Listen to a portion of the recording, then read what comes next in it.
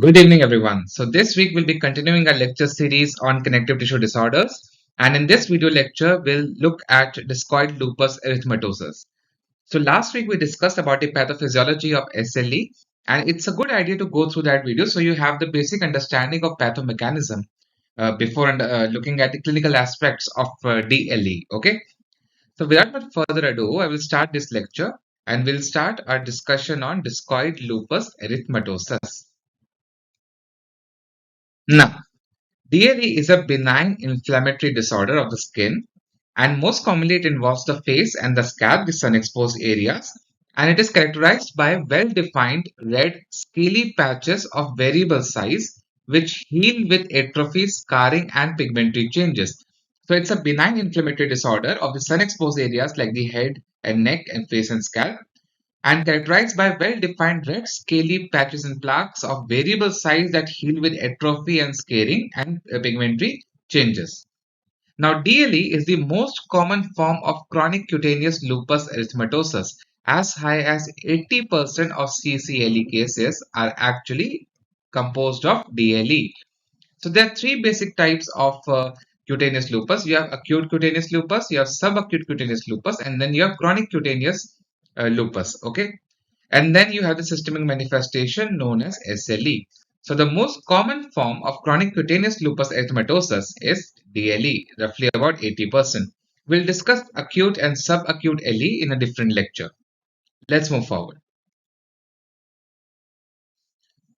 In epidemiology, the male to female ratio is 1:2. That means females are twice as most affected by males. Now, compare that with the ratio seen in SLE, where it can be as high as 9 times female as compared to males. So, the ratio is somewhat better or somewhat equalizing as compared to that we see in SLE. DLE is most common in Asians, African Americans, Afro-Caribbeans, and Hispanic Americans, and these are those races which have higher chances of developing SLE also. Black patients have more dyspigmentation, more scalp and ear involvement, and more chances of scarring alopecia. So, like in SLE, we saw that the African American population are more prone to have severe outcomes of SLE. So, similar is repeated while discussing DLE. They have much more severe involvement as compared to other races. Let's move forward. In the pathomechanism, I'll be very short because we have discussed the pathomechanism of LE in detail last week. So I'll just cover only few aspects. We know that LE is an interferon mediated disorder, mostly type 1 more than type 3. So it's more of a type 1 mediated disorder leading to Th1 based inflammation and lymphocytic infiltration. Now this lymphocytic infiltration will release inflammatory cytokines. And these inflammatory cytokines will further lead to inflammation, and the cycle continues and the inflammatory process keeps on increasing. That is what we see systematically in SLE. When it is localized to skin, we call it as DLE. Okay. In DLE, we have found that there are increased plasmatoid dendritic cells, plasmacytoid dendritic cells, and these are the major cell population implicated in the pathomechanism of SLE also. Last week we had discussed that. Now these PDCs increase the secretion of interferon alpha, which is a type 1 interferon. Along with that, damaged keratinocytes. Okay, so these are damaged keratinocytes. They secrete interferon gamma, and interferon gamma is also a type 1 interferon, which acts as a pro-inflammatory chemokines and cytokines. So in short, interferon alpha and interferon gamma both increase inflammation and starts the cascade of inflammatory process. These interferons are also responsible for recognition of autoantigens, and that is why there is more immunity against self-antigens in LE. The T regulatory cells are reduced, like we have seen in systemic lupus erythematosus, and also the resident memory T cells or the TRM cells, which reside in the skin and are already sensitized to antigens, are responsible for the frequent relapses. So, in multiple disorders like psoriasis, vitiligo, atopic dermatitis, we have seen that the action of the resident memory T cell is that if they are present, if they are formed, if they are sensitized, then these cells lead to frequent relapses of the disease. Okay, let's move forward. Okay, so let's discuss the clinical aspects of DLE. How do we describe DLE clinically? So DLE, the plaque of DLE is described as erythematous to dusky erythematous, well defined or sharply demarcated. If it is thinner, it is macule, smaller, it is papules, or if it is larger and wider, it becomes a scaly plaque. Okay, so it's an erythematous to dusky erythematous, well defined plaque, scaly plaque. Okay, since the shape is discoid, like a disc, like a coin, that is what is known as discoid lupus erythematosus. That is lupus erythematosus presenting in a discoid shape. Now, these scales are adherent and these scales extend into the follicular orifices. So, if you have the epidermis and a follicle, the scales which are on the skin extend inside the follicular ostia. In fact, in dermoscopy, you see them as white dots or perifollicular scaling also. The periphery of the lesion, so periphery of the discoid lesion can show erythema or most likely shows erythema and hyperpigmentation because that is where the inflammation is happening. It's very, when the inflammation settles down, it settles down via fibrosis and sclerosis. When the fibrosis and sclerosis has occurred, don't see that much of redness, that much of inflammation. You see inflammation when it is actively getting involved, and that is seen as erythema and perilesional erythema around the plaque. In the center, however, if the sclerosis has happened, you will see an atrophic central scarring, arborizing vessels known as telangiectasias, and hypopigmentation, and this becomes the hallmark of DLE plaque. So a DLE plaque is a well-defined erythematous to dusky erythematous scaly plaque with perilesional erythema and signs of inflammation with central atrophy, scarring, and telangiectasia with pigmentary anomalies. Clear? Let's move forward. The area of involvement for DLE are the sun-exposed areas, which are the face, scalp, ear, mainly the conchi or the external, the helix, sorry, the the upper part of the ear, the most exposed part, the V area of the neck, and the extensor of the arms. Malar rash can be seen DLE. Malar rash is usually seen in ACLE and SLE, but malar rash can be seen in DLE. In DLE, that rash is symmetric, hyperkeratotic, more indurated, and does not show good response to topical treatment. However, compare that with the malar rash seen in acute cutaneous LE. In acute cutaneous LE, the malar rash is transient, edematous, and minimally scaling. So scaling is more in DLE, induration is more in DLE, while in ACLE scaling is less, more edema is there, and the rash is transient. Okay. The malar rash sprays the nasolabial folds.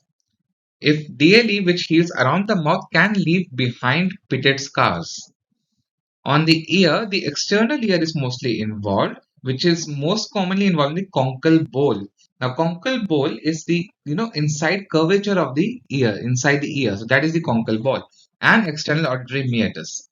In that, you can see the dilated hyperpigmented follicles. In fact, what you see is if this is the ear, okay, inside that you will see grouped follicular hyperkeratotic follicular papules or keratotic plugs, and this is what you mostly see whenever you have a case of DLE, even as a spotter or in your OPDs.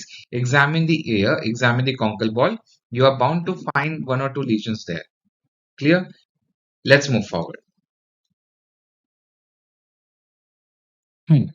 Hope you're enjoying this video. I know it's a long video, so I thought I'll give a certain break after listening to such a long videos that I make. If you think that these videos are helpful in your residency, do consider becoming a member. You can opt for Sapphire membership or Ruby membership. I would prefer it to be a Sapphire membership, of course. You get access to longer videos, bonus contents, extra information to make things more interesting, and to cover each and every aspect of the topic that we are discussing. Okay, so I think that's enough of a break. I should continue with the video, and you should listen to the other person at the bottom right corner tell you different topics of dermatology, venereology, and nephrology. That being further said, let's continue with the video. In mucosal involvement, about 25% of the cases of CCLE have mucosal involvement, in which oral mucosa is most commonly involved as compared to nasal, conjunctival, or genital mucosa. In the oral mucosa, most common involvement is seen in the palate. So whenever you have a case of DLE as a spotter or as in your OPD, you have to examine the palate and gingival mucosa. Look at the palate. If it is not involved, say palate is not involved. If it is involved and you are missing a finding, you need to keep a record of that finding. It involves as painless erythematous patches, which can lead to formation of plaques in chronicity. If the duration is long, it can form plaques. Honeycomb appearance have been reported in few articles.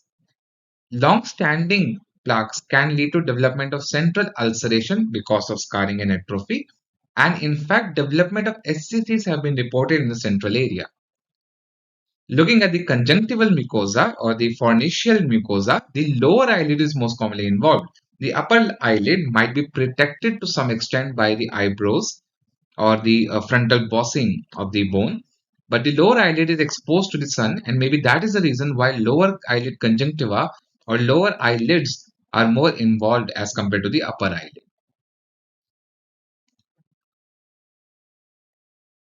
In the follicular involvement or the hair involvement, you see keratotic plugs in dilated follicles. So you have a follicular ostia, the hair has been lost because of scarring, and then you have a keratotic plug inside. A keratotic plug inside. Okay. The keratotic spikes project from the undersurface of the scale, and that is known as the carpet tack sign. So here, this kind of nails that you see in the wood are the tacks, and these tacks are used to secure the carpet on the floor. So you place the carpet and then you hammer the tacks. So when you're removing the carpet on the undersurface of the carpet, you will see this kind of pointed projections. Okay, this kind of pointed projections, and this pointed projections are known as carpet tack sign. So you remove the scale and you see this kind of follicular keratotic plugs known as the carpet tack sign. Scalp involvement is seen in about 60% of the patients. In scalp, it leads to irreversible scarring alopecia seen in as high as 1/3 patient, and because of this alopecia it can be extensively disfiguring. Compared to the alopecia in SLE, the alopecia is non-scarring and reversible with treatment. Okay. There's a special variant known as follicular DLE in which DLE-like papules are present around the follicular orifices. So there's involvement only around the follicles like this. These can be seen over elbows and elsewhere, and it has been found in histology that the follicular stem cells are significantly reduced if they have been affected by DLE because of prolonged inflammatory damage. Clear? Let's move forward. In the nail involvement, in DLE, we see leukonychia, which is white nails, leukonychia striata, which means white lines over the nails, and onycholysis, along with in severe chronic cases, you can see onychodystrophy. Other features are red lunula because of increased inflammation, telangiectasia, arborizing vessels, and at the proximal nail fold, clubbing, paronychia, and pitting of the nail plate. Nail fold erythema and telangiectasias are the features that have been described in nail LE. Now quickly we'll discuss some variants of LE very quickly. LE profundus or LE panniculitis. It's an inflammatory deep-seated nodules in the lower dermis and subcutaneous tissue. So what happens is we have described DLE as an epidermal and dermal involvement. While in LE profundus, you have inflammation in deep-seated, while the overlying skin is more or less uninvolved. Okay. Now, in some cases, overlying skin can have a DLE plaque. But if it is not there and you have a deep-seated inflammatory nodule, then that is what is known as LE profundus or LE panniculitis. These are firm nodules 1 to 3 cm in diameter with attached overlying skin. So when the skin is attached, it gets depressed like this. And this is known as saucerized depressions, like a saucer, like a plate. Okay. The areas are head, proximal upper chest, back, breast, buttocks, and thighs. Basically, those areas which are rich in subcutaneous fat because it is panniculitis. So the panniculus has to be involved in inflammation. 70% of those cases have DLE, often overlying the panniculitis. So overlying the panniculitis, you can have a DLE plaque.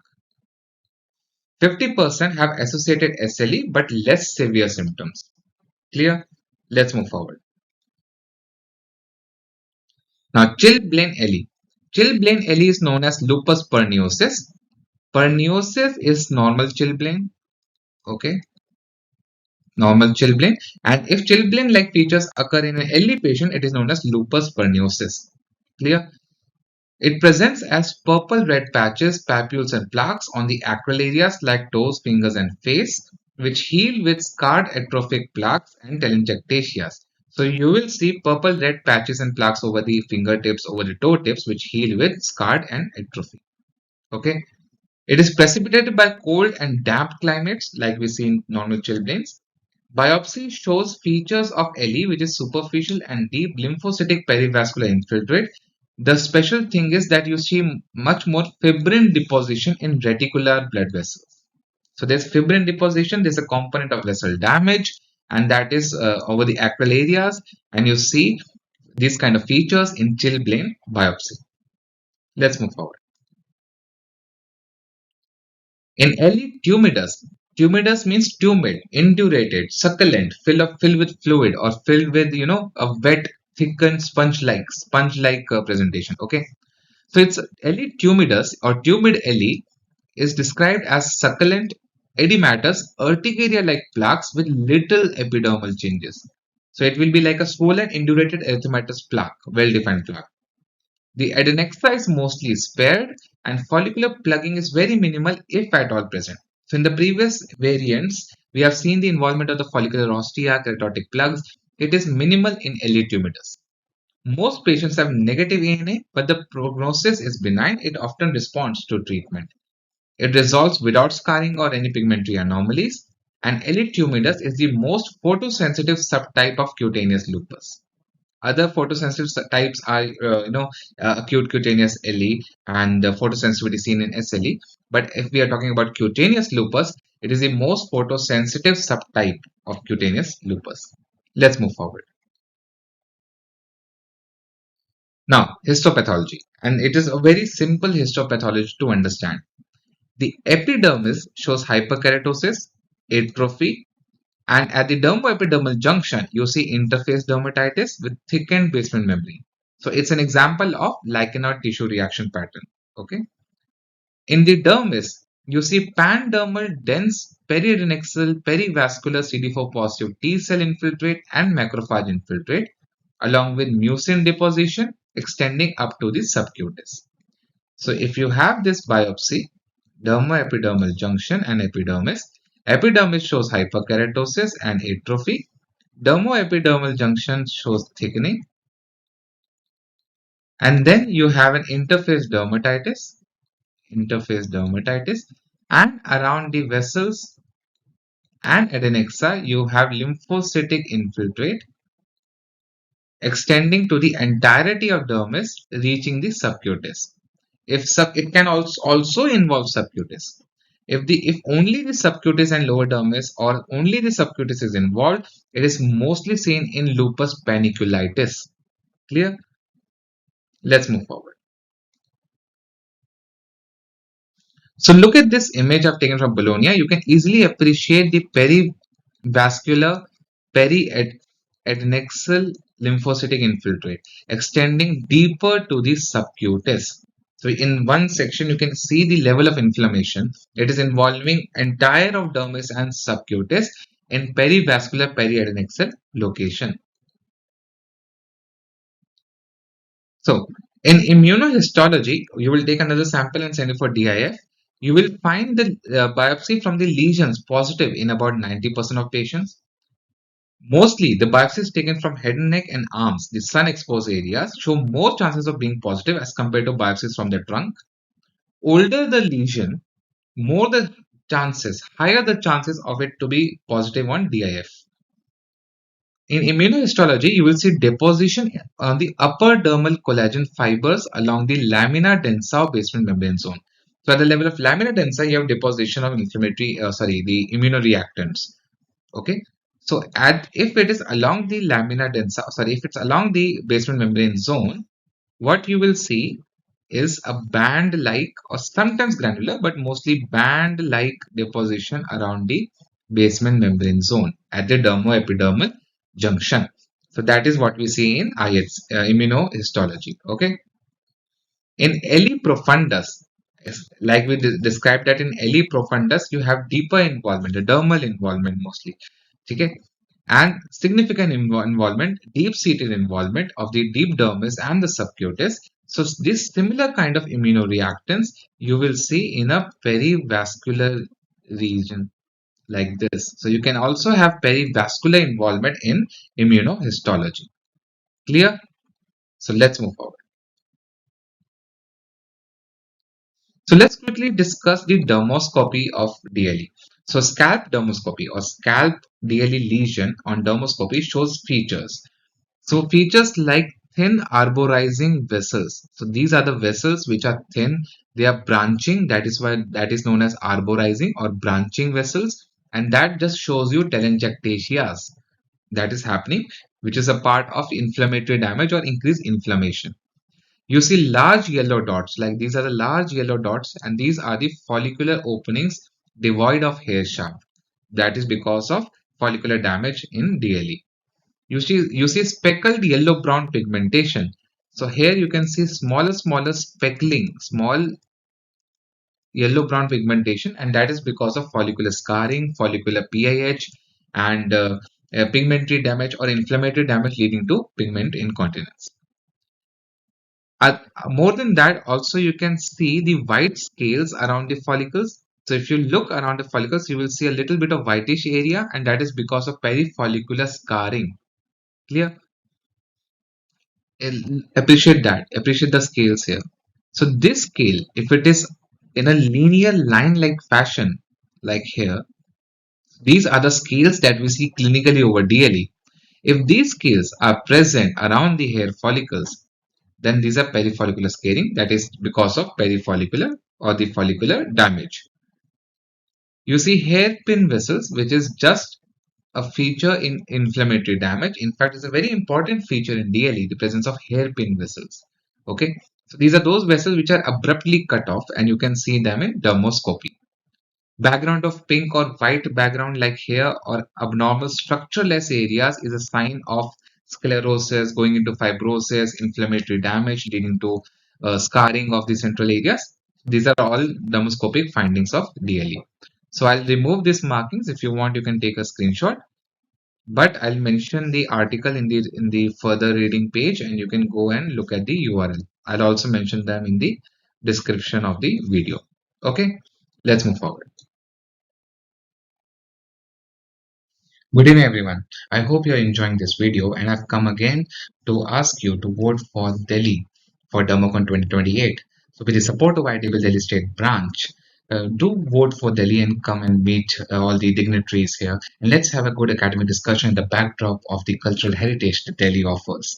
So enjoy this vibrant city that I duly call my own. And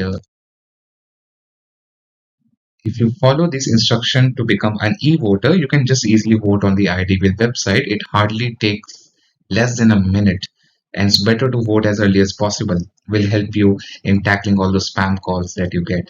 So make sure that you choose Delhi as a good venue in 2028, and let's meet there. I shall see you in Delhi. Bye bye. Now, treatment, I won't go into detail of treatment because it's on YouTube, so it should not, it should be just a summary of the treatment modalities. You start with local therapy, so sun protection becomes very important. All the physical measures to protect from sun, sunscreens, topical and intralesional corticosteroids are the mainstay. They're the first line. Topical calcineurin inhibitors like pimecrolimus, tacrolimus should be used. Topical retinoids, but keep in mind the inflammatory damage. If it's too is significantly inflammatory, retinoids can even in fact irritate the lesion. So it's better to use them carefully. Topical tofacitinib or JAK inhibitors are newer drugs which can be used topically to manage Discoid Lupus Erythematosus or LE, which is not responding that well to TCIs or topical corticosteroids. In systemic therapy, you can have drugs like HCQ, hydroxychloroquine, chloroquine, quinacrine, or combination of these drugs. And these are the one of the safest, one of the better understood safest drugs used in photosensitive disorders like LE. and you can start them for longer duration and with minimal side effects. Other treatments which can be used if anti-malarial drugs are not working that well include retinoids, thalidomide, lenalidomide, dapsone, methotrexate, MMF, azathioprine. Now, anifrolumab, litifilimab, daxdilimab, JAK inhibitors, these are all newer drugs under development. Okay, sulfasalazine, systemic corticosteroids. In my opinion, in case of LE that requires systemic involvement, I start with the systemic corticosteroids to bring down the inflammation and then maintain on non-steroidal anti-inflammatory drugs or HCQs. But more often than not, the patient eventually ends up on antimalarials and topical treatment only. IVIG, rituximab, and belimumab is also treatment in systemic aspects. Let's move forward. These are some reading recommendation. If you want to look at Dermoscopy of DLE, this is a very good article. Otherwise, I've combined information from the three textbooks, Rooks, Bolognia, and Fitzpatrick, along with few inputs from Moschella and Andrews. You don't require to know anything more about DLE after this lecture. Okay, if you want to look at the treatment of DLE and current approaches, this article is good. Otherwise, this video is more or less enough. If you like this video, do consider becoming a Ruby member.